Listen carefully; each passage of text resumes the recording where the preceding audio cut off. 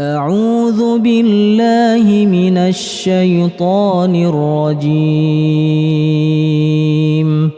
بسم الله الرحمن الرحيم. Assalamualaikum warahmatullahi wabarakatuh. Alhamdulillah alladzi arsala rasulahu bil huda wa dinil haqq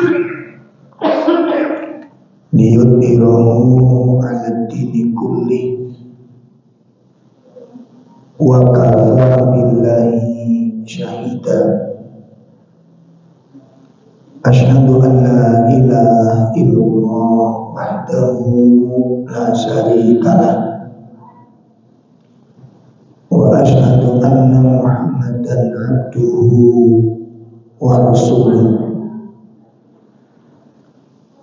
Ya ayyuhalladzina amanu taqullaha haqqa tuqatih wa la tamutunna illa wa antum muslimun. Ya ayyuhalladzina amanu taqullaha wa qulu qawlan sadida yuslih lakum a'malakum wa yaghfir lakum dhunubakum wa may yuti'illaha wa rasulahu faqad faza fawzan 'azima. Allahumma sholli wa sallim wa barik ala nabiyyina Muhammadin wa ala alihi wa ashabihi wa man tabi'ahum bi ihsanin ila yaumiddin. Amma ba'd. Ikhwatul kiram, Bapak Ibu sekalian yang semoga dimuliakan Allah Subhanahu wa taala. Alhamdulillah pada pagi hari ini kita bisa hadir bersama-sama. Kita memohon kepada Allah taala, mudah-mudahan Allah tambahkan kepada kita ilmu yang bermanfaat. Semoga amalan yang kita laksanakan, ibadah yang kita kerjakan, semoga menjadi amalan yang diterima oleh Allah Ta'ala, yang kita harapkan kelak menjadi pemberat timbangan kebaikan di sisi Allah Subhanahu wa Ta'ala. Amin. Ikhwatul kiram, rahimani wa rahimakumullah. Materi yang akan kita bahas menindaklanjuti pembahasan dari kitab Tazkiyah An-Nufus sampai pada bab Ats-Tsani, bab yang kedua tentang qawaid fi tazkiyatin nufus. Kaidah-kaidah di dalam mensucikan jiwa. Kaidah-kaidah dalam mensucikan jiwa. Nah, di dalam kitab ini ada 8 kaidah. Ada 8 kaidah. Bagaimana seorang muslim mensucikan jiwanya? Apa yang harus dipahami tentang masalah kaidah-kaidah ini? Jadi kalau disebut qawaid itu pondasi-pondasi dasar, alasan-alasan yang mendasar tentang betapa pentingnya masalah tazkiyah ini. Nah, sebagaimana yang sudah kita sampaikan sebelumnya bahwa materi tentang tazkiyah itu adalah bagian materi terpenting di dalam syariat ini. Karena tazkiyah an-nufus merupakan bagian dari salah satu agenda. Ya, saya ulangi. Kenapa tazkiyah nufus penting? Karena tazkiyah nufus merupakan salah satu agenda terbesar dakwah Nabi Shallallahu Alaihi Wasallam. Salah satu agenda terbesar dari tugas Nabi Shallallahu Alaihi Wasallam. Itu makanya dianggap penting di sana. Bisa kita lihat di dalam surat Jum'ah. Bisa kita lihat surat Jum'ah. Surat 60 berapa? Surat Jum'ah surat 62. Ya, surat 62 ayat 2. Surat 62 ayat 2. Allah berfirman, A'udzu billahi minasy syaithanir rajim. Huwallazi ba'atsa fil ummiyina rasulan minhum yatlu alaihim ayatihi wa yuzakkihim wa yu'allimuhumul kitaba wal hikmah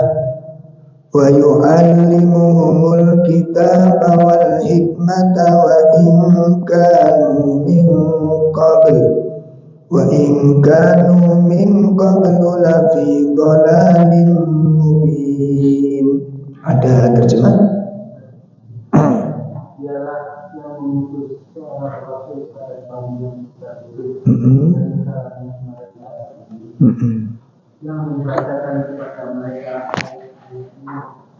menyucikan jiwa mereka dan mengajarkan kepada mereka kitab dan hikmah. Meskipun sebelumnya mereka benar-benar dalam kesesatan yang. Nah, jadi ayat ini menjelaskan salah satu agenda terbesar. Ya, salah satu tujuan Nabi diutus itu salah satunya apa? Wa yuzakkihim, mensucikan jiwa-jiwa manusia dengan membacakan ayat-ayat Al-Quran, dengan mengajarkan kitab, dengan mengajarkan akidah. Nah, ini bagian dari upaya tazkiyah.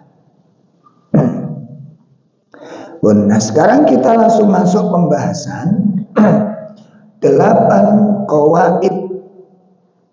Ya, 8 kaidah dalam tazkiyatun nufus. Apa saja 8 itu? Pertama,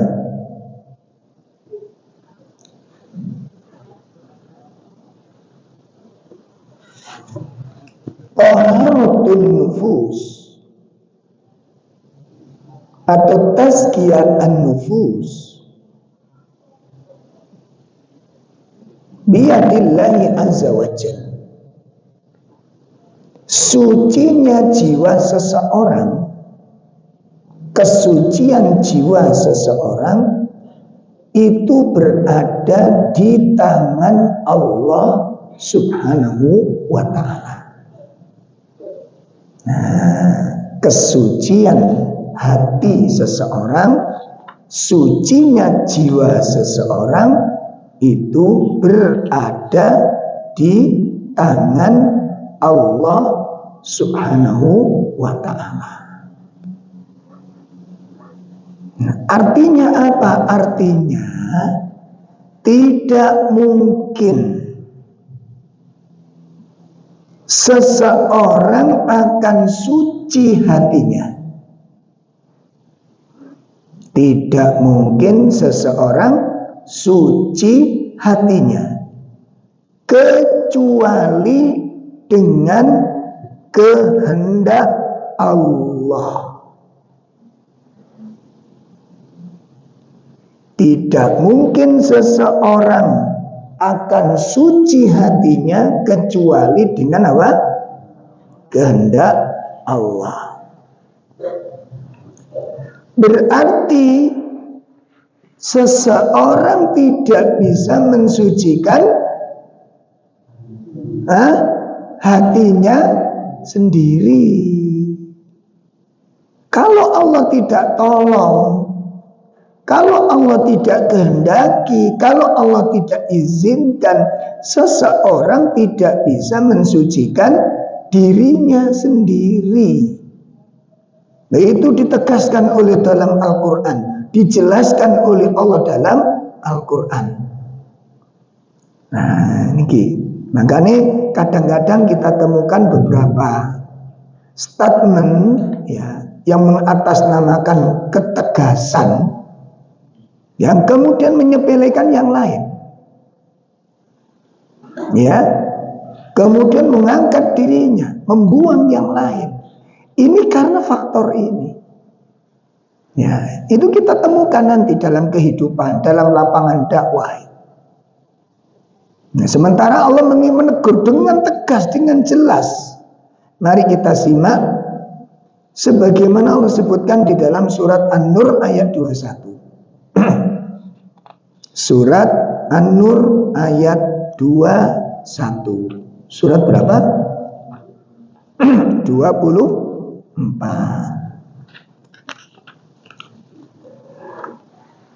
Nah, di ayat 21 dari surat 24 ini Allah berfirman, Ya ayyuhalladzina amanu la tattabi'u khutuwatis syaitan wa man yattabi' khutuwatis syaitani fa innahu ya'muru bil fahsya'i wal munkar walaula fadlullahi alaikum wa rahmatuh ma zaka minkum min adin abada walakinnallaha yuzakki man yasha wallahu sami'un alim.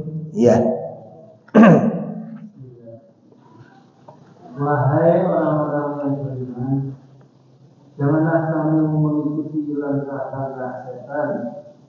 Barang siapa mengikuti langkah-langkah setan, maka sesungguhnya dia setan itu menyuruh mengerjakan perbuatan yang keji dan munkar. Karena karunia Allah dan rahmatnya kepadamu, niscaya tidak seorang pun di antara kalian bersih dari perbuatan keji dan munkar. Tetapi Allah siapa yang dia kehendaki, dan Allah maha mendengar dan maha mengetahui. Jelas nih. Pelajaran apa yang bisa kita ambil dari ayat ini? Pelajaran apa yang bisa kita ambil? Nah, orang itu nggak mampu menciptakan dirinya sendiri jadi orang baik. Nah, gitu loh. Orang itu nggak mampu mencetak dirinya lebih suci. Itu pelajaran pertama. Berarti di sini ada teguran. Apa itu? La tuzakku anfusakum. Jangan kamu anggap dirimu paling suci. Loh, ini gak boleh. Menganggap diri lebih baik dari orang lain itu standarnya apa coba? Oh, ibadah kita secara dohir lebih terang-terangan, itu jaminan?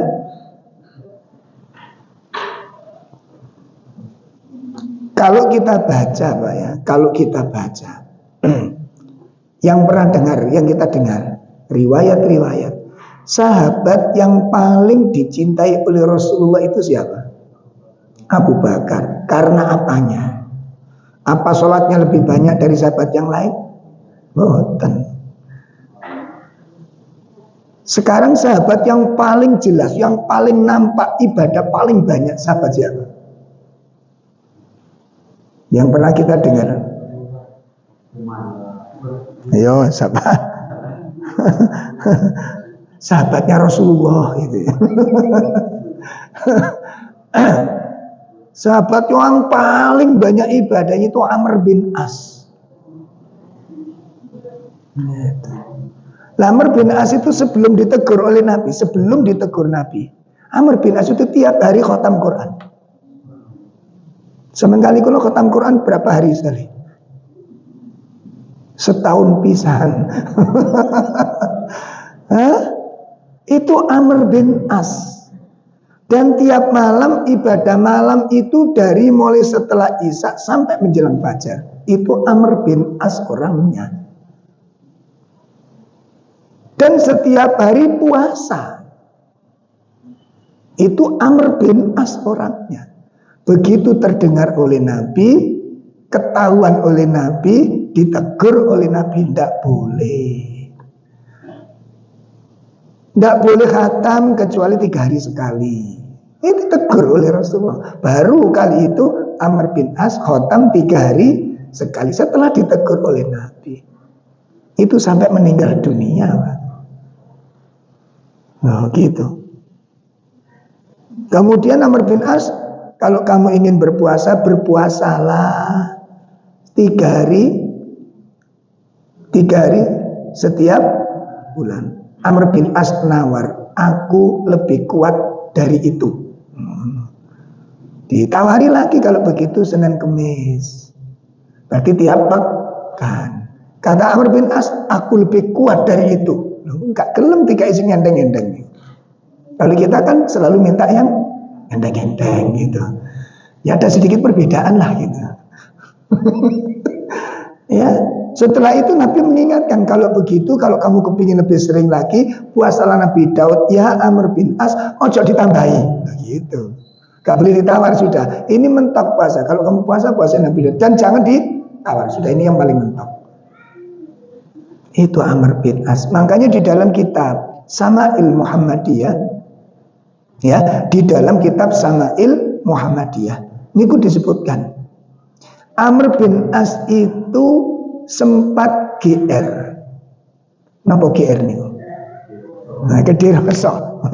Rumongso. Karena Amr bin As itu sahabat, nek menurut Amr bin As itu dia merasa yang paling dicintai oleh Rasulullah.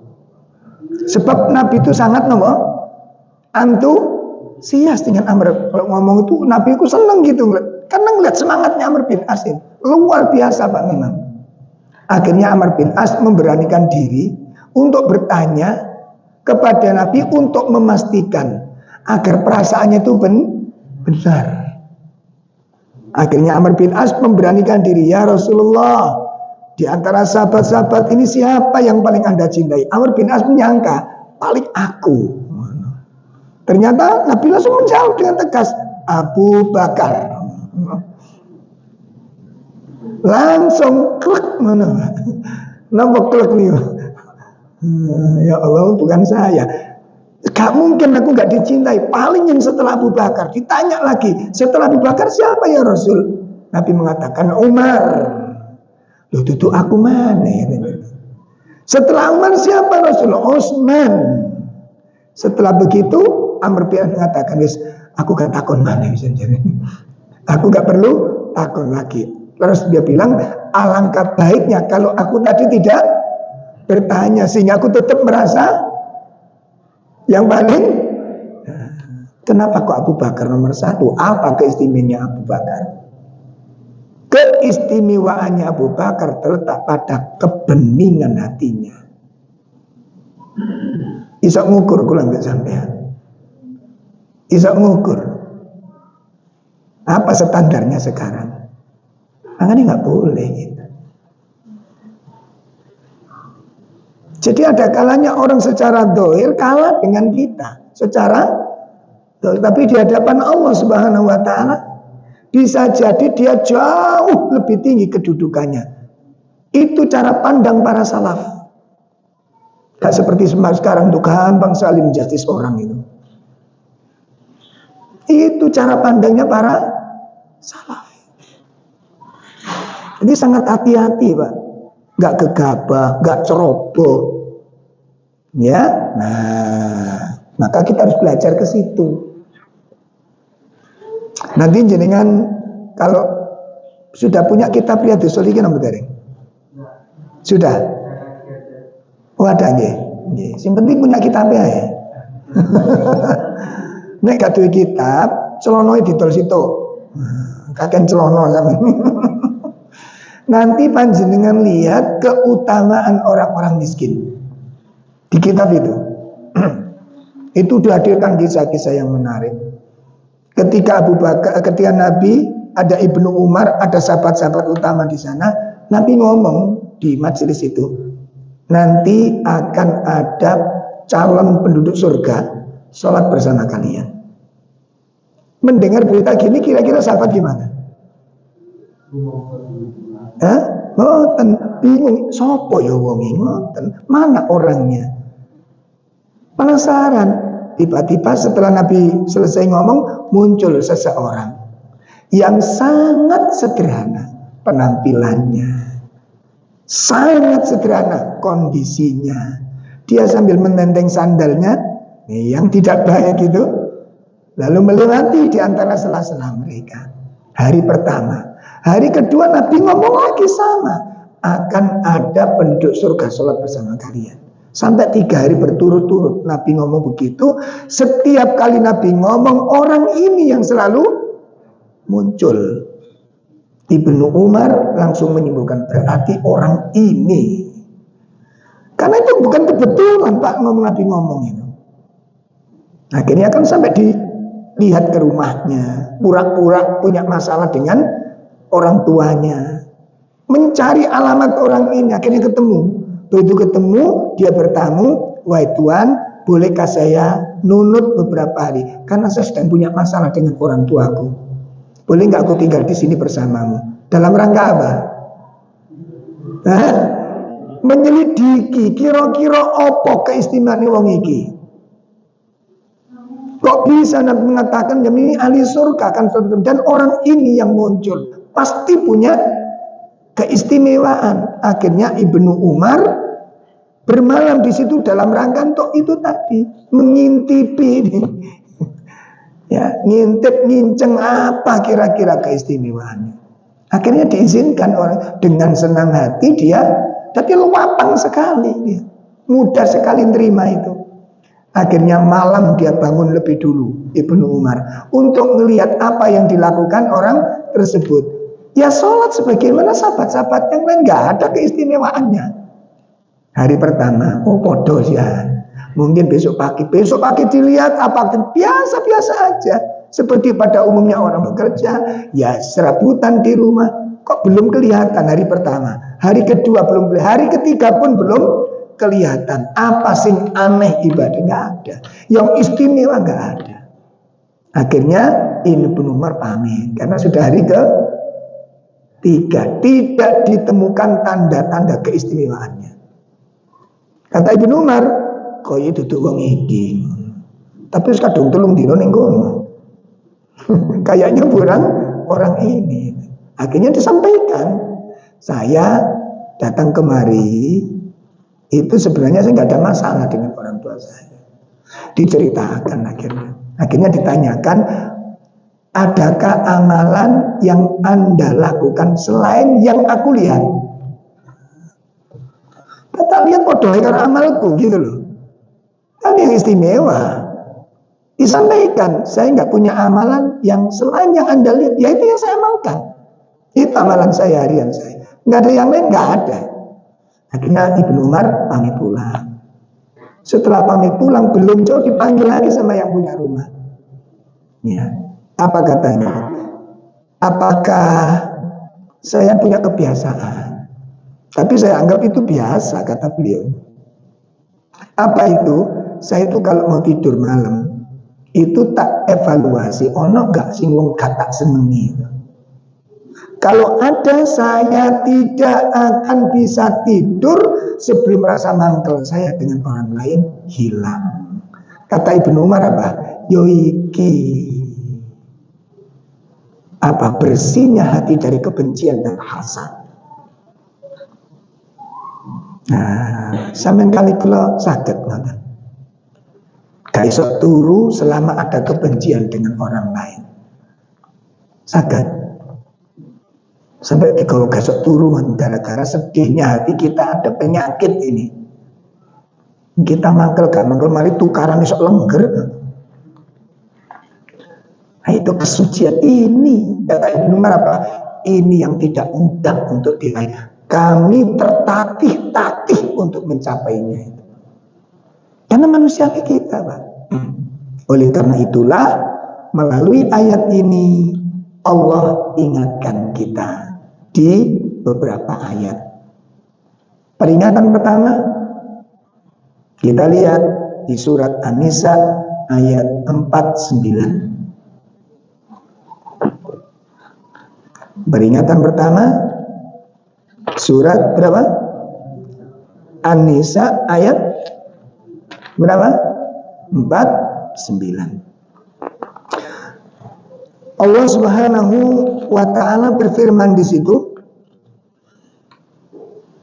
Alam tara ilal ladzina yuzakkuna anfusahum balillahu yuzakki man yasha wa la yudlamuna fatila. Ya. Tidakkah engkau memperhatikan orang-orang yang menganggap dirinya sebenarnya Allah menjadikan siapa yang dia terjadi dan mereka tidak mendolimi seperti itu. Tidakkah engkau memperhatikan orang-orang yang menganggap dirinya paling suci? Nah, itu ternyata siapa pelakunya? Orang-orang ini jangan ditiru kayak begini. Jangan sampai kita berbaju sunnah, berakhlak. Halo? Jangan sampai. Ojo cuma menang wadah. Jadi sunnah itu harus tembus ke dalam jiwanya. Jadi mengikuti sahabat itu bukan cuma secara zahir, tapi sifat, karakter, akhlak. Makanya sahabat Ibnu Mas'ud mengatakan, fa'arid anhum, kenali mereka, pahami mereka para sahabat itu. Tentang apa? Fadlahum, keutamaan mereka, min akhlaqihim wa dinihim, dari akhlak-akhlak mereka dan beragamanya mereka. Kenali dan ikuti jejak mereka. Itu baru kita nanti ikuti. Yang pernah Bapak Ibu baca keistimewaannya Abu Bakar nopo kemawon?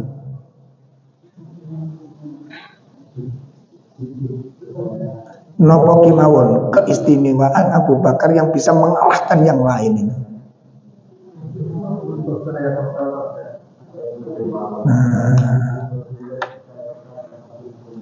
Di antaranya itu terus apalagi yang paling mendasar kelembutan hatinya, waroknya. Itu luar biasa Bakar.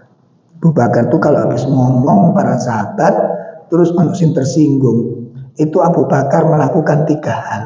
1, aku njaluk tolong balesan. Nah, sudah kita tiru. Katanya mengikuti jejak para sahabat. Habis ngomong menyakitkan, nyinggung orang, dia minta orang itu apa? Balas dirinya. Kalau enggak, diem enggak mau balas. Kalau begitu, aku tolong dimaafkan. Omongan saya tadi mohon dimaafkan. Orangnya kok diem juga, enggak mau bahas, enggak mau ngomong, iya enggak juga enggak jawab. Apa kata Abu Bakar? Kalau Anda balas enggak mau, memaafkan tidak mau, apa yang ketika tak laporkan kepada Rasul. Gara-gara Anda tidak mau balas. Allah. Kenapa demikian? Karena Abu Bakar punya statement. Abu Bakar punya statement. Apa statementnya? Al-qisas fil dunya. Al-qisasu fid dunya khairun min qisasil akhirah. Ya Allah, aku dibalas di dunia jauh lebih baik daripada kelak aku dibalas di akhirat. Jadi kan gitu, dan kalau golongan ono masalah kepingin dibalas di dunia ini atau wis engko di akhirat kayak gitu. Ya Allah, ini sifatnya Abu Bakar. Makanya dia sangat hati-hati kalau ngomong hati-hati, Pak. Dan itu sangat sulit untuk diterapkan. Apalagi kalau kita nangkel, apabila kalau kita di sini ada keping, yang ngomong niku ya Allah, seperti kayak orang kena diare itu, Pak. Ngerti kayak kena diare? Pripun? Wis kadek ngeden, pakai dodok brol. Masa orang-orang muslim kayak begini menilai orang itu begitu mudah, menjustis orang itu begitu mudah. Konsekuensi ini loh, tanggung jawab loh, abot nih akhirat itu. Dan itu bukan sifat-sifat Ahlussunnah yang demikian ini. Makanya kita balik kita terkagum, terheran, kok beda ya kisah orang-orang pilihan dengan yang hari ini. Begitu mudah sekali itu hari ini. Ya Allah, ya Allah. Mudah-mudahan Allah memaafkan kita semuanya. Ya. Bon, itu nasihat dari Allah, teguran dari Allah. Apakah engkau tidak memperhatikan orang-orang yang menganggap dirinya suci, yaitu orang-orang Yahudi dan menganggap dirinya suci itu bagian dari mereka. Kaum muslimin tidak boleh demikian. Makanya ditegur pada ayat yang kedua. Apa ayat yang kedua? Kita buka surat An-Najm ayat 32. Surat An-Najm ayat berapa? 32. Surat 5 berapa, Bu?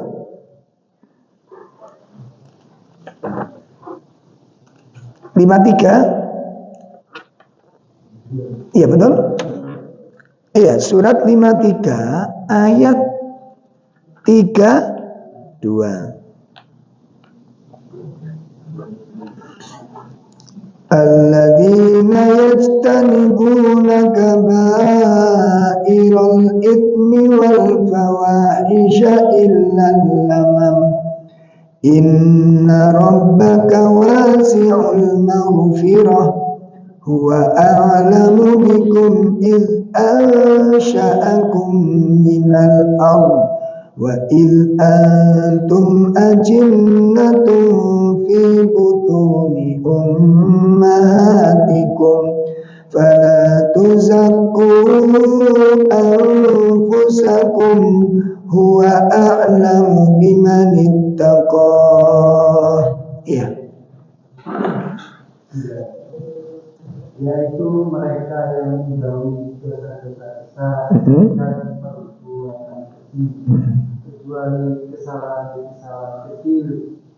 Sungguh Tuhan Maha Luas ampunannya. Dia mengetahui tentang kamu sejak Dia menjadikan kamu dari tanah. Lalu ketika kamu masih janin dalam perut ibumu, maka janganlah kamu menganggap dirimu suci. Dia mengetahui tentang orang-orang yang bertakwa. Nah, jadi ini kalau kita pelajari, Pak, tidak boleh seorang muslim membuka celah ini. Begitu ada rasa, begitu ada perasaan, dirinya lebih suci, dirinya lebih baik, dirinya lebih mulia. Ini pintu syaitan, harus segera ditutup. Kalau tidak, melebar, berujung kepada kesombongan tanpa sadar. Apa kesombongan? Salah satu sifat sombong apa? Ada berapa sifat? Sombong itu ada berapa tandanya? Ya Allah. Ayo, ada berapa tanda-tanda kesombongan? Ini saking hati-hati nih gak paling jawab nih. Ada berapa?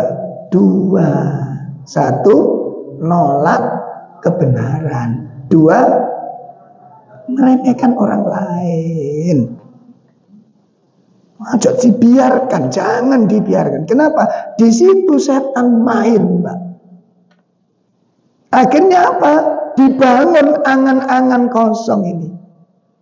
Nah, Ustaz beriku bermain, kita menikmati diri kita. Wah, kita lebih tinggi, kita lebih unggul. La haula wala quwata illa. Kita dalam kerangkengnya setan kok bahagia itu loh. Angan-angan kosong itu bagi rumongso dadi wong soleh ning sifat-sifatnya jauh dari kesolian. Sampeyan cari satu saja sahabat atau tabi'in atau tabi'ut tabi'in, ketika ditanya temannya, gimana kabar antum, yang menunjukkan alhamdulillah sholatku masih rutin, baca Quran, antum cari satu saja kalau ketemu. Para tabi'in itu kalau ditanya gimana kabar antum, dosaku masih banyak, amal-amalku masih kurang baik. Bahkan ada seorang sahabat juru tulisnya Nabi SAW. Nanti dibuka dalam kitab Riyadhus Shalihin bab iktisad fit ta'ah, sederhana di dalam ketaatan. Sahabat ini juru tulisnya Nabi. Kira-kira dekat dengan Nabi apa enggak? Akrab apa enggak? Mulia apa enggak? Namanya sahabat Handolah. Didatangi oleh Abu Bakar. Kita tahu Abu Bakar kayak apa orangnya. Sampun? Begitu ketemu pagi-pagi Abu Bakar datang ke rumah Handolah. Ya Handolah, kaifa asbahta? Bagaimana kabarmu pagi ini? Apa jawabnya? Di luar dugaan. Dan demi Allah kita nggak akan pernah mengucapkan kalimat itu. Handolah mengatakan, ya Abu Bakar, hai Abu Bakar, nafaqah Handolah. Handolah maksudnya diriku sudah terjatuh menjadi orang munafik. Pernah kita rumus jadi munafik? Gimana kabarmu? Alhamdulillah, khair. Pernah kita baca, Masya Allah mas, aku suka jadi munafik rasanya. Pernah begitu? Halo? Dan kalau kita ditanya gimana kabarnya? Kabar itu gimana? Khair, toyib.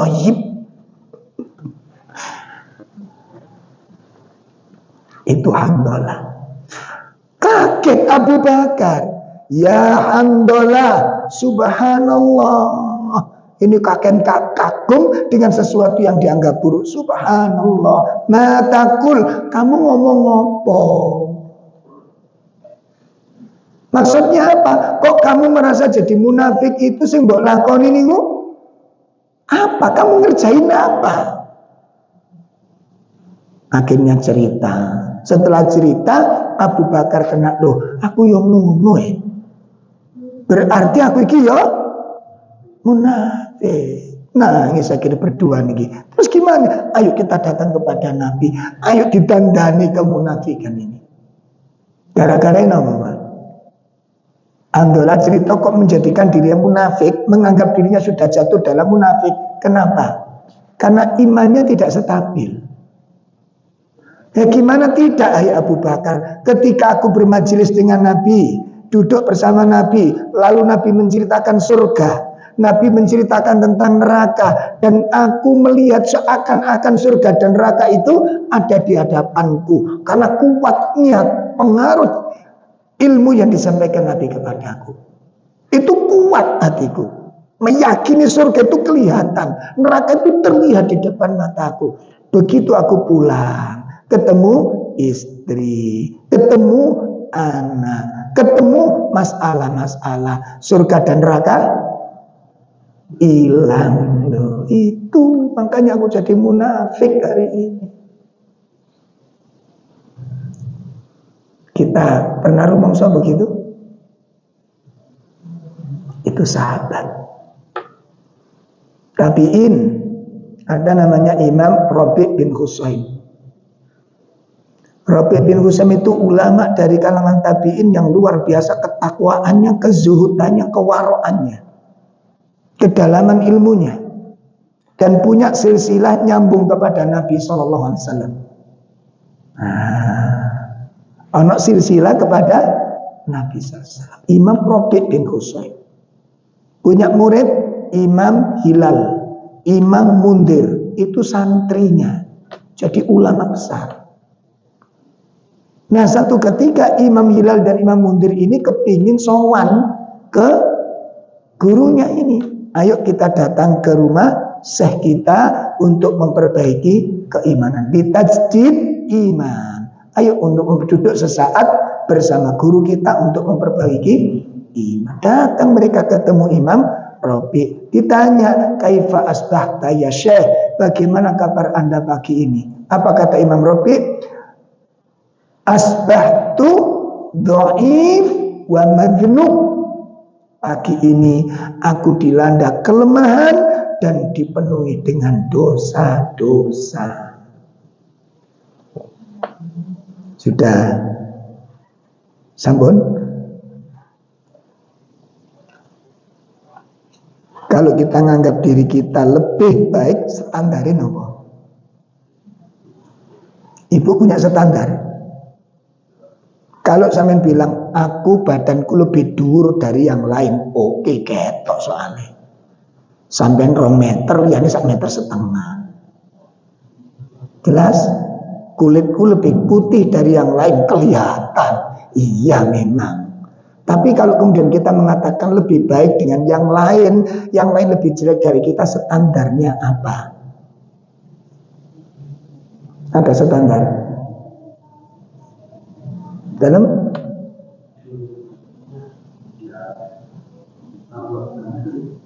ini urusan Allah, Pak. Kecuali kalau jalan hidupnya jelas menyimpang, menyelisih sunnah, menyelisih akidah Nabi dan para sahabat, kecuali. Nah, pun perhatikan dengan baik. Ini penyakit soalnya, Pak. Demi Allah ini penyakit. Makanya di surat An-Najm ayat berapa tadi? 32 dilarang apa? Menganggap dirinya yang lebih suci. Kenapa dilarang? Huwa a'lamu bimani taqwa. Allah yang lebih tahu siapa orang yang lebih bertakwa. Nah, kita menilai diri kita lebih tinggi karena kesuwen ngenteni Allah sing muji ini. Akhirnya dipuji-puji dewi. Dan itu sifatnya siapa? Yahudi dan Nasrani. Tuh. Masuk keliru, sifatnya sahabat. Sifatnya siapa ini? Suka-suka ngambil lebih baik, lebih mendukung mana? Bukan sifatnya para salaf. Bukan sifatnya para salaf. Bukan jejaknya para salaf. Kita ingkari sifat ini. Makanya saya kan mulai lama sudah mengingatkan jenengan. Jenengan beli kitab Aina Nahnu Min Akhlaqis Salaf. Sudah beli belum? Loh kan lalian ini. Sampeyan tuku.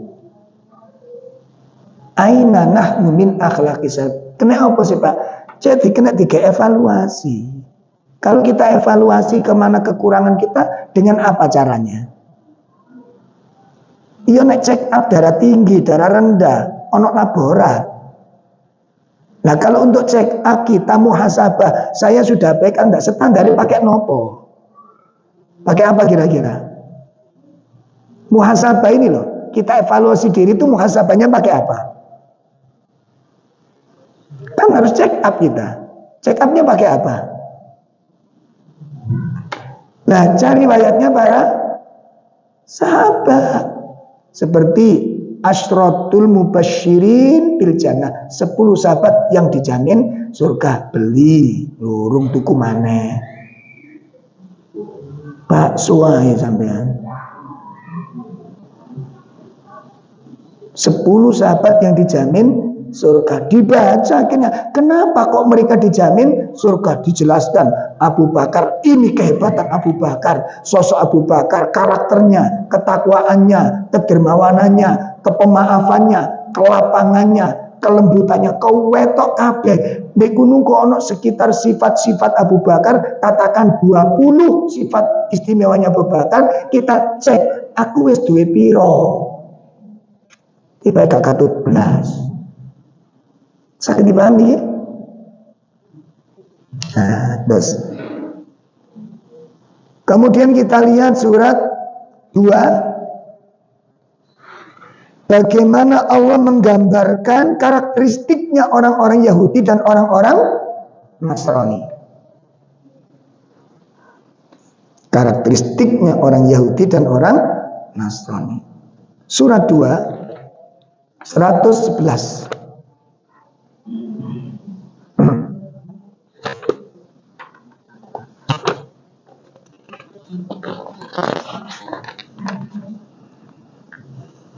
وقالوا لن يدخل الجنة إلا من كان هودا أو نصارى تلك أمانيهم قل هاتوا برهانكم إن كنتم صادقين. Iya.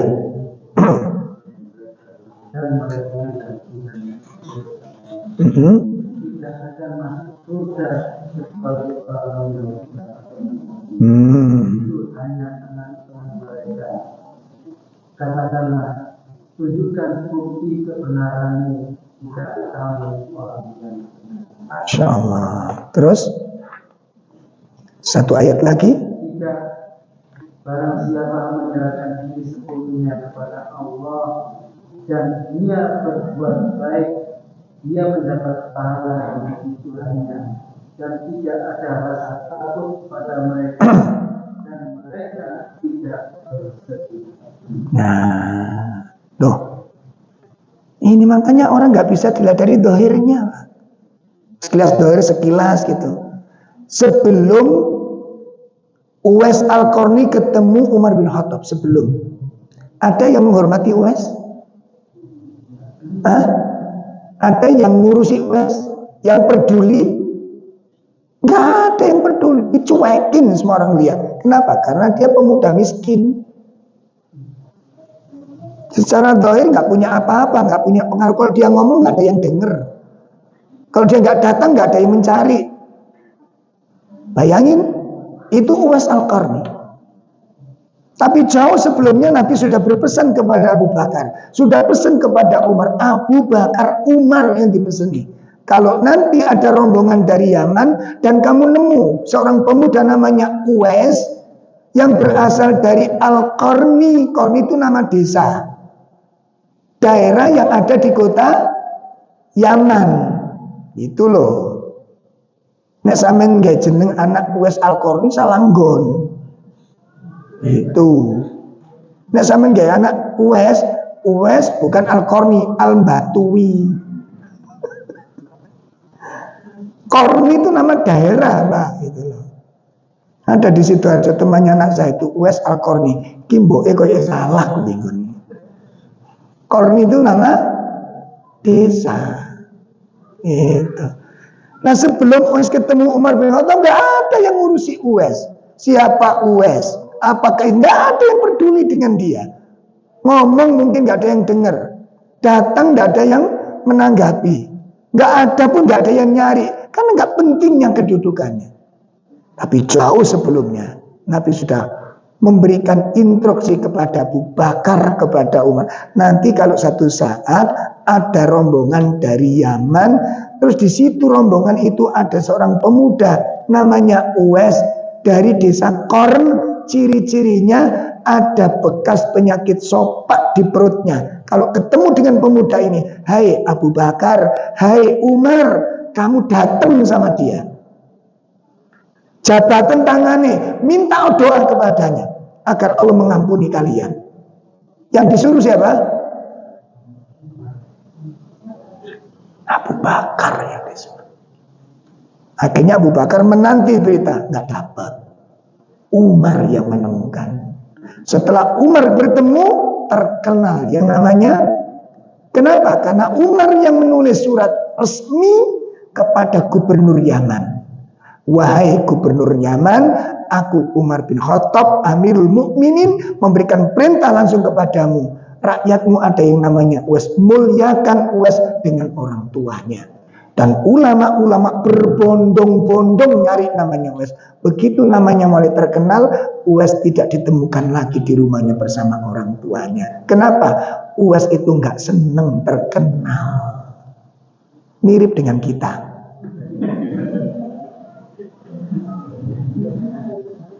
Ya mirip ya. Mirip. Kalau kita,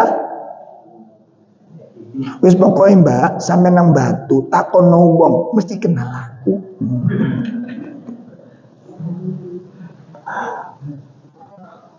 Apa keistimewaan kita? Kok berani jasis orang? Wah, jangan itu. Nih, apa standarnya? Dan itu sifatnya siapa yang kayak begini? Ayo tolong mbak, cari kisah para sahabat, baca mereka itu. Karena mereka yang sudah jelas-jelas akhlaknya jelas, nggak bisa di. Kalau sekarang ini ya Allah, makanya kita banyak menemukan guru, kadang nggak menemukan keteladanan. Sangat dipahami? Kita menemukan ilmunya, mendapatkan ceramahnya, tapi keteladanan kita dapatkan enggak? Yang penting dalam hidup ini, dalam beragama. Dan itu pesan sahabat Ibnu Mas'ud. Di dalam kitab Situ Durar, barang siapa di antara kalian ingin mengikuti jejak, ikuti jejaknya para sahabat.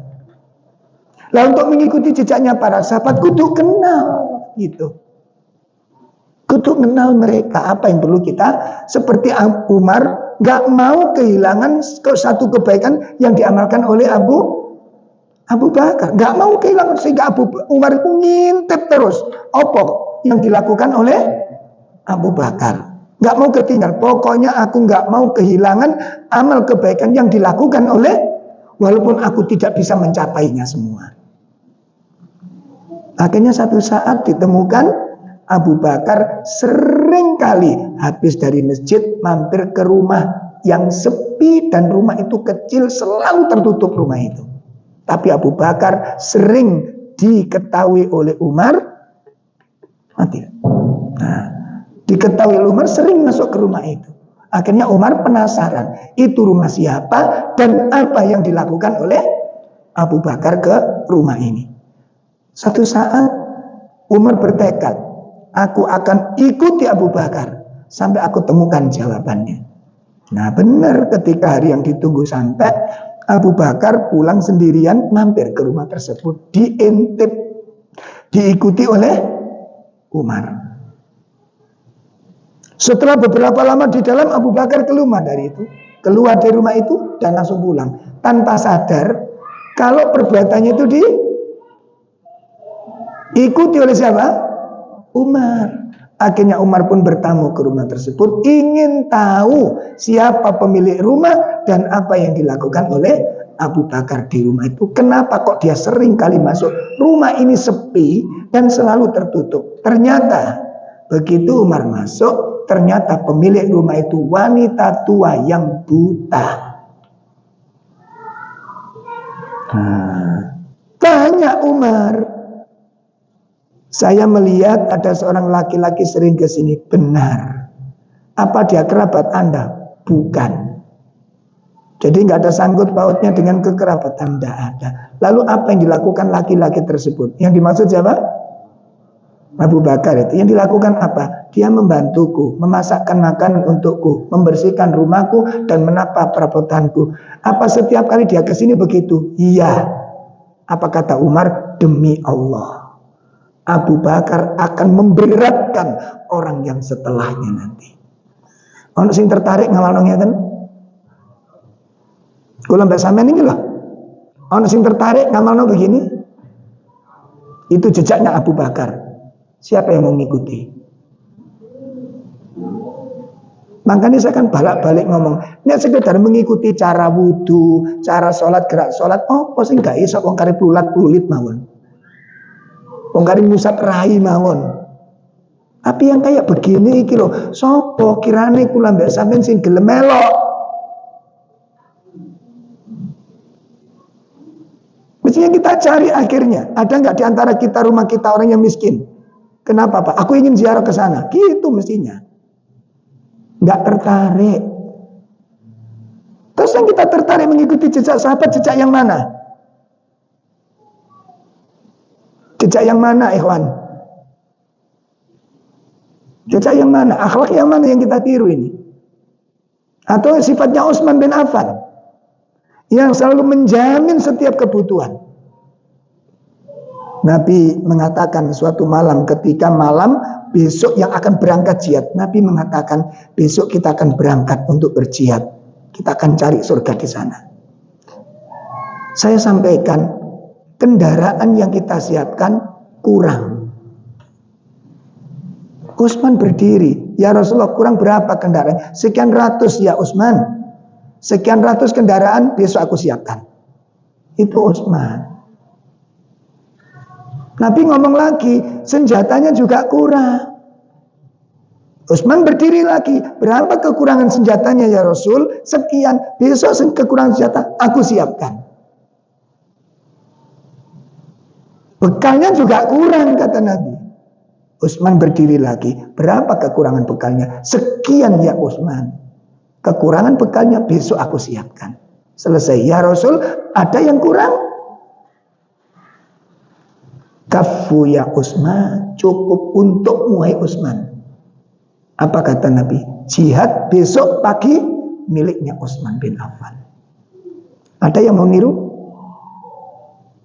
Halo? Nggak tertarik juga? Hebat. Tiba-tiba kita teriak, saya pengikut sahabat yang paling setia. Sing boleh yopo. Kalau kita baca kayak begini, kebongkar borok-borok kita ini, Pak. Ini kok belum biasa nggak kudu jerit kira-kira. Nggak malu. Makanya tolong, sampean beli kitab itu. Engko saya ngerti keikhlasan para tabi'in, sahabat, sifat khauf mereka, rasa takut mereka kepada dosa itu kayak apa. Aku sudah punya nggak sifat itu, baru mengatakan mengikuti jejak para sahabat. Ojo teriak-teriak, kemudian kita nggak tertarik dengan kelebihan. Apa kelebihan mereka?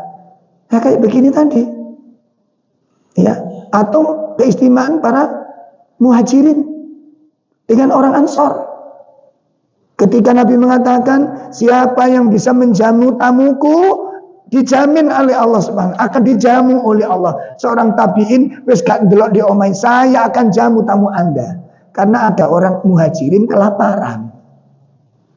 Nah, kelaparan orang muhajirin gak koyo kula ndak sampean kelaparan, Mbak. Kalau mereka sudah mengatakan saya lapar, itu sudah dipastikan sehari penuh belum kemasukan makanan apapun. Itu laparnya muhajirin. Kalau kita kan turu mangan belas aku ya Allah kesesuk mang. Mosok gak mplok-mplok, ya wis uti-uti papat. Mari mangan uti papat sik rasa Abu Bakar, saya lapar. Berarti belum kemasukan sama sekali. Akhirnya seorang muhajirin, Ansor menjamu. Saya akan jamu tamu Anda. Silakan datang ke rumah nanti malam, aku jamu di rumahku. Akhirnya si orang ini, orang Ansor, pulang ke rumahnya. Hai istriku, adakah makanan di rumah? Ada tepung untuk anak-anak. Aku sudah menjanjikan menjamu tamu Nabi. Nah, terus gimana ini? Ya, nanti kamu masak. Nah, terus anak-anak nanti kalau kelaparan, jangan guyon, jangan dulinan sampai keturun. Akhirnya mereka pun kelaparan dalam malam itu. Ketika tamu datang, pura-pura nggak ada minyak di dalam rumah, dimatikan lampunya. Sehingga tamu nggak ngerti kalau yang punya rumah itu ngadepi piring kosong. Karena sisa Makanan yang masih sisa untuk anak-anak diberikan tamu karena sudah jamu tamunya Rasulullah. Ada yang tertarik niru?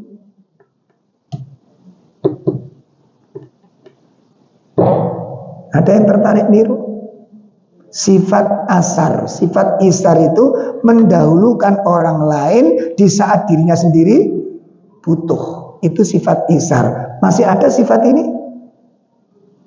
Masih? Di mana? Di Batu. Astagfirullah. Bun. Nah, ayo dijadikan nasihat bagi diri kita. Sampun ya. Nah, itu poin yang keberapa tadi? Masih kaidah yang pertama. Kesucian jiwa ada di tangan Allah dan seseorang tidak boleh menganggap, pelajaran yang kita bisa petik, orang tidak bisa mensucikan dirinya sendiri. Oleh karena itu tidak boleh seseorang menganggap dirinya yang paling suci, yang paling baik dibandingkan orang lain. Yang menentukan baik tidak itu Allah nanti pada saat kiamat. Tapi kebenaran jalan hidup itu harus dipastikan mulai sekarang. Saya ketimbang ini harus tahu jalan kebenaran itu. Tapi soal keputusan nanti di akhir itu di sisi Allah. Ya, itu yang pertama. Nah, kalau sudah begini kita bisa menemukan borok kita apa masih belum ketemu? Dalam turun ketemu. Borok-borok kita punya borok apa enggak? Punya aib apa enggak? Oh banyak. Ya bersyukur tahu gitu loh. Yang paling bahaya kan enggak tahu. Orang yang enggak bisa menemukan aib dirinya, satu, dia terjebak permainan setan. Dia terjebak permainan setan. Dia terjebak di dalam talbisul iblis. Orang yang tidak bisa menemukan aib dirinya. Kenapa? Karena dia akan tidak bisa memperbaiki diri sampai kiamat. Kenapa, Pak? Hah? Orang yang tidak bisa menemukan aib dirinya sampai kiamat, dia nggak akan bisa memperbaiki diri. Gak akan bisa dia. Kenapa? Dokter bisa nggak ngobati penyakit pasien kalau belum ketemu penyakitnya? Bisa apa bukan? Dokter bisa nggak ngobati penyakit pasien kalau belum bisa ketemu penyakitnya? Bisa nggak? Kenapa? Ya gak mungkin dikai obat topong penyakit aja gak tahu. Maka demikian pula ketika seseorang tidak bisa menemukan aib dirinya, satu, berarti sudah ada kesombongan dalam dirinya. Siapa kita gak punya aib ini? Itu yang pertama. Berarti sudah ada indikasi penyakit sombong. Yang kedua, dia dalam permainan syaitan. Dia permainan syaitan. Setan itu menghiasi-hiasi keindahan, menghiasi angan-angan kosong. Jadi angan-angan kosong itu rumongso jadi orang soleh, rumongso jadi orang baik, tapi sifat-sifatnya jauh dari kebaikan. Nah itu namanya al-amani, angan-angan kosong. Dibuka surat An-Nisa. Angan-angan kosong itu merupakan talbisul iblis.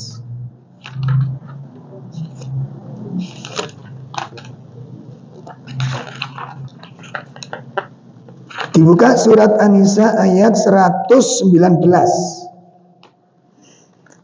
Wala udillannahum wala umanniyannahum. Sudah ketemu? Surat 4 119. Silakan. Dan pasti akan disesatkan mereka dan akan kubangkitkan anak-anak kosong pada mereka. Cukup. Aku akan sesatkan manusia dan aku akan membangkitkan angan-angan kosong turu mongso gitu loh. Nah, penyakit rumangsa itulah yang kemudian menjadi cikal bakal sifat-sifat korunia, sifat-sifat fir'onia itu lahir di hati manusia. Fir'aun dadi sombong kaya ngene iku dugi pundi? Rumangsa.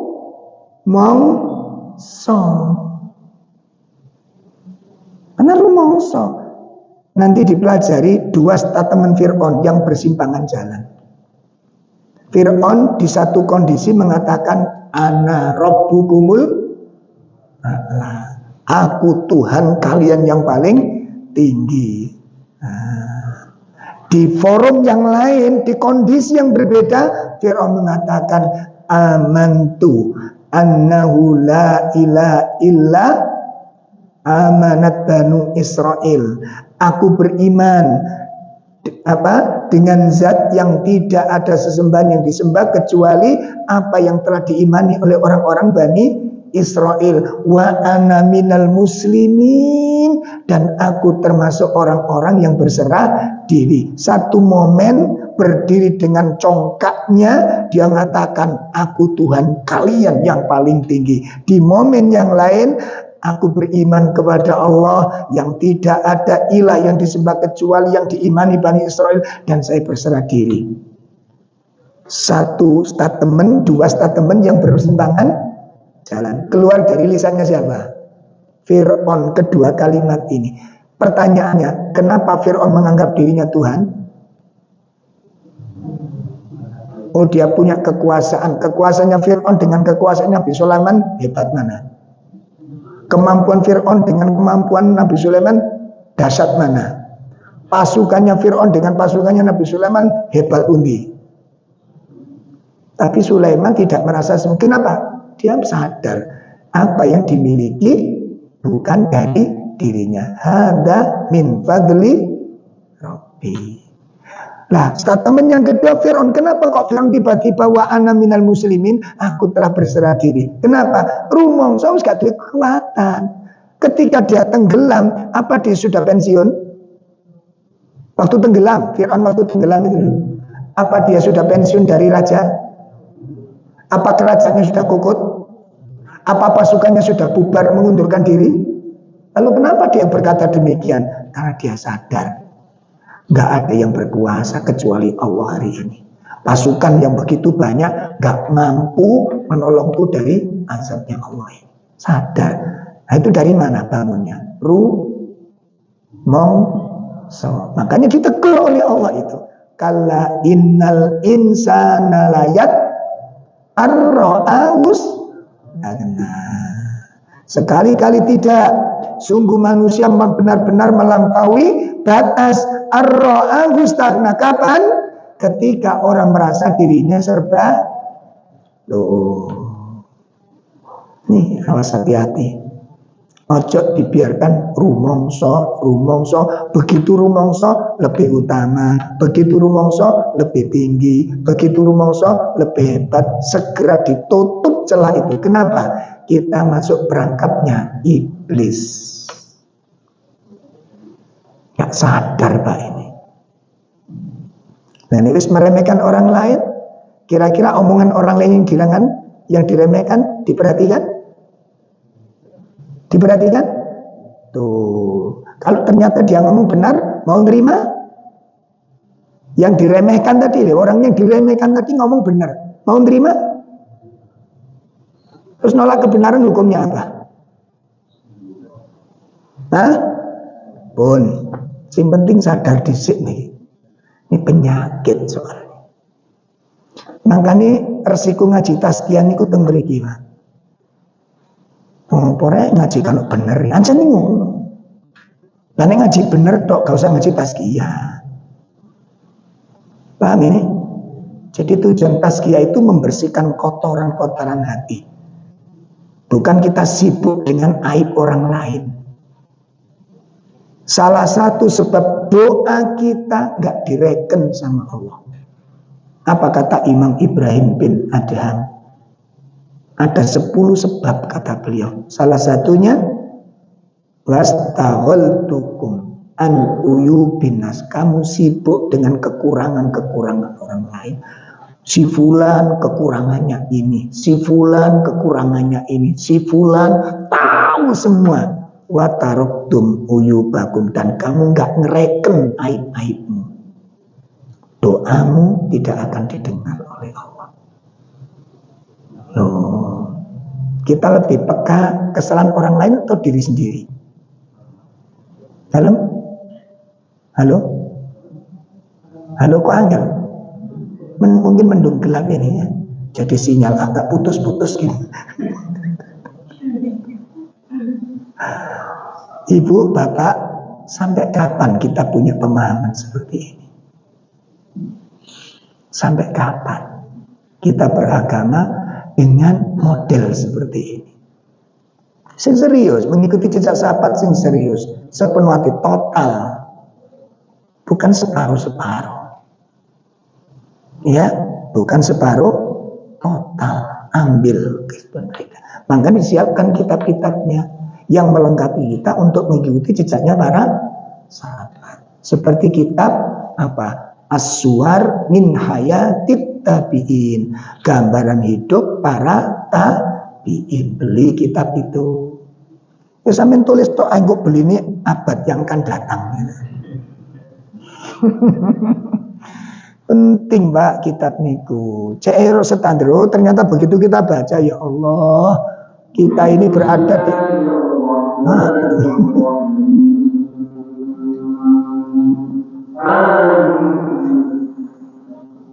begitu kita baca kisah mereka, terlihat betul di mana posisi kita dan di mana posisi mereka. Makanya ada kitab Aina Nahnu min Akhlaqis Salaf, di mana posisi kita dibandingkan dengan akhlaknya salaf. Kita tahu dengan baca kitab itu. Kita baca kisahnya imam ini, kita baca kitabnya pernyataan sahabat ini. Dari sifat-sifat ucapan statement mereka kita tahu aku di mana. Gitu loh. Aku di mana. Makanya satu kata yang diungkap seorang tabi'in pun, ini kita jadikan pegangan. Satu kata yang diangkat oleh seorang tabi'in. Apa katanya? Najtahidu fina. Najtahidu fina. Bersungguh-sungguhnya kami para tabi'in di dalam beragama. Paham ini? Paham ini? Bersungguh-sungguhnya kami para tabi'in di dalam beribadah. Kalaib al-madho, seperti bermain-mainnya para sahabat. Allah. Pripun? Kata seorang tabi'in mengatakan, bersungguh-sungguhnya kami dalam ibadah ini itu seperti bermain-mainnya para itu tabi'in yang ngomong. Nah, kalau kita yang ngomong kaya apa? Sakitipun paham ini. Pelajaran apa yang kita ambil dari kalimat ini? Ayo, pelajaran apa? Sing penting nih kene iki iso ngambil pelajaran. Engko dalile gak iso ngambil pelajaran ini pepo. Hasilnya apa? Apa? Kita nggak ada apa-apanya dibanding mereka. Loh, kok kita berdiri cegrek mengatakan tuh nggak ada apa-apanya dibandingkan kita? Loh, kok kewalik malah? Gak ada seorang tabi'in, seorang sahabat, pengikut mereka punya karakter seperti ini. Gak ada. Sampun jelas nih? Nah, karena sudah jelas, kita cukupkan. Kan sudah jelas?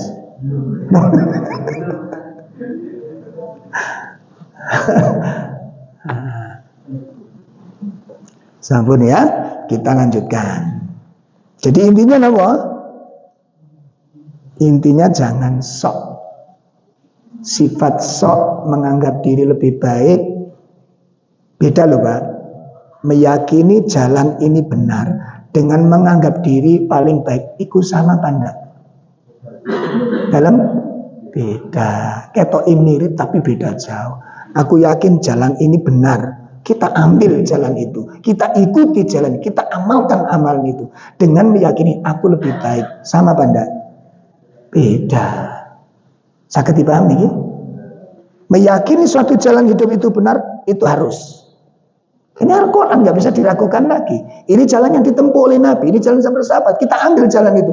Cuma jangan kemudian aku lebih baik dari yang lain. Itu beda. Pun sakit beda namanya. Ya sudah kalau gitu. Nah, berarti urusan sudah selesai. Ini baru kaidah yang pertama. Tuh.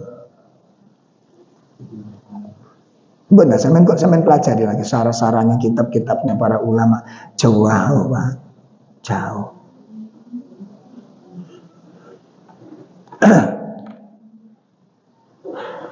Sampun, kita lanjutkan kaidah yang kedua.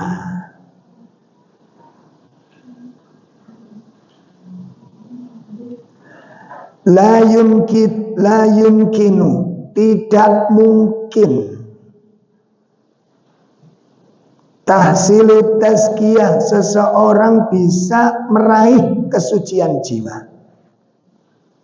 Tidak mungkin seseorang bisa mencapai kesucian jiwa illa, kecuali bimutaba'ati, dengan mengikuti, dengan menempuh jalan yang telah ditempuh oleh Rasulullah Sallallahu Alaihi Wasallam. Tidak mungkin seseorang bisa meraih kesucian jiwa kecuali dengan apa? Menempuh petunjuk yang dibawa oleh Nabi. Kecuali menempuh jalan yang telah ditempuh oleh Rasulullah Sallallahu Alaihi Wasallam. Oleh karena itu, setiap jalan atau setiap cara ibadah yang tidak mengikuti syariat yang dibawa oleh Nabi, itu pasti tertolak dan pasti menyimpang. Setiap jalan atau setiap cara ibadah, setiap jalan atau setiap cara ibadah yang tidak mengikuti syariat yang dibawa oleh Nabi, nggak mengikuti petunjuk Nabi, pasti mardud, pasti tertolak, atau pasti menyimpang dari jalan yang lurus, pasti menyimpang. Nah, gitu. Itu sudah ditegaskan oleh Allah Ta'ala, sudah dijelaskan oleh Allah Subhanahu wa Ta'ala, sudah dijelaskan, sudah diterangkan, ya, disebutkan dalam surat An-Nisa ayat 115. Bagaimana nasib orang-orang yang menyelisihi jalannya Nabi dan orang-orang yang beriman, yang menyelisih jalan, yang tidak menempuh jalan mereka, apa yang dialaminya? Surat 4 ayat 115. Allah katakan, "Wa may yushaqiqir rasula min ba'di ma tabayyana lahul huda wa yattabi' ghayra sabilil mu'minin nuwallihi ma tawalla wa nuslihi jahannam wa sa'at masira." Iya. Dan barang siapa yang menentang Rasul yang telah jelas kebenaran tadi dan mengikuti jalan yang bukan jalan orang-orang itu, kami biarkan dia dalam kesesatan yang telah dilakukannya, dan akan kami masukkan dia ke dalam neraka jahanam. Masya Allah. Dan itu seburuk-buruk tempat terjadi. Tuh, barang siapa yang menentang Rasul, menyelisihi beliau, ya, setelah jelas, setelah gamblang petunjuk datang dari beliau, kok diingkari, kok ambil jalan lain, lalu dia mengikuti jalan yang bukan jalannya orang-orang mukmin, bukan jalannya para sahabat yang diambil, bukan pemahaman mereka yang diambil. Apa kata Allah? Nuwallihi matawalla. Nuwalli matawalla. Napa niku artine? Kami umbar, kami biarkan mereka terombang-ambing dalam niku maksudnya piye Mani? Jadi ngeten. Iya, yo simple ya orang ngurus. Nah, itu sih dimaksud piye orang ngurus kuwi niku lho. Jadi nuwali matawali itu diumbar dalam kesesatan itu begini. Kan sebagian orang itu membenarkan satu peristiwa. Contohnya ngeten. Ketika kami jelaskan sebuah kajian, masuk di dalam tatoyur ramalan burung. Orang-orang tua dulu itu kalau bikin rumah, nek gawe lawang ku gak oleh tembus lawang gak oleh. Gitu. Nah, sebagian meyakini apa? Nek omahe modele kaya ngono rezekine lho kan itu. Bener toh? Ada yang meyakini seperti itu. Paham ya? Nah, terus malih nek nikah weton ketemu weton hari lahir. Itu kan ada hitung-hitungannya ke orang jalan. Ono pasaran. Minggu legi ketemu Senin Pahing. Berapa? Minggu 5 legi 5. Piro? 10. Senin 4 Pahing 9. Piro? Hafal kula wong bekasnya kok saya. Saya hafal, saya tahu hitung-hitungan itu. Saya tahu persis. Karena saya mantan dulu. Demi Allah, demi Allah.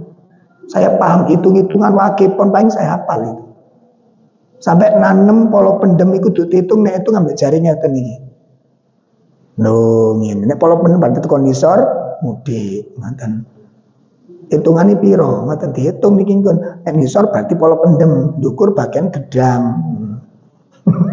Dadi nandur wit-witan ono hitungan. Kau wae dihitung. Minggu legi 5, Senin Pahing 9. Dadi piro? 14 dihitung. Sandang pangan gedong loro pati. Sandang pangan gedong loro pati. Sandang pangan gedong loro. Ketemu piro? Piro lasmen? 14 bari ketemu. Ojo diterusno. Lho kok diterusno? Loro tenan. Kan ada sebuah keyakinan. Nek diyakini atau ragu-ragu sakit bener Pak. Nek begitu sakit, apa yang mereka rasakan? Bener toh? Nggih mboten? Mereka meyakini ternyata betul-betul terjadi. Lah ini semakin yakin. Nah semakin yakin ingin tobat? Ingin tobat? Enggak, kenapa? Karena yakin ternyata benar. Itu yang dimaksud nuwalihi matawalla. Paham? Paham? Itu yang dimaksud nuwalihi. Dia disesatkan oleh Allah sekalian. Itu yang dimaksud makna nuwalihi matawalla. Diumbar oleh Allah dalam. Kenapa? Dia yakin. Ngono.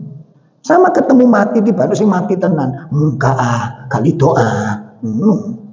Mangkane wingi wis dieling aja diterusno. Saiki mati ya apa? Akhirnya diyakini kalau itu. Nah, kalau udah yakin begitu itu benar, ada keinginan taubat. Itu yang dimaksud ayat ini. Nuwalihi. Nah, makanya sampean aja ragu-ragu nek yakin itu. Engko sampean iya gak. Engko GGE iya. Tadi temen mungkin akhir. Jangan. Sampun saged dipahami niki. Baik. Ini sudah masuk dhuhur ya. Nah, ini kudu dipaksa leren nih. Pun ya, saya cukupkan sampai di sini. Nanti kita lanjutkan kaidah yang kedua ini belum selesai. Nah, bagaimana cara mensucikan jiwa yang ditempuh oleh Nabi? Sementara nanti ada cara-cara lain, Pak. Ada yang mensucikan diri dengan model-model orang toriko, dengan orang-orang tasawuf, itu beda-beda nanti. Ada yang mandi di malam satu suro lah, ono sing semedi di danau-danau tertentu, sungai-sungai tertentu dengan ritual-ritual tertentu. Nanti akan kita kupas dunia perkelenian. Itu nanti banyak kita mendapatkan itu. Baik, saya rasa ini dulu, kurang lebih mohon maaf. Kita cukupkan. Wassallallahu ala nabiyina Muhammad. Subhanakallahumma wa bihamdika asyhadu an la ilaha illa anta astaghfiruka wa atubu ilaik. Assalamualaikum warahmatullahi wabarakatuh.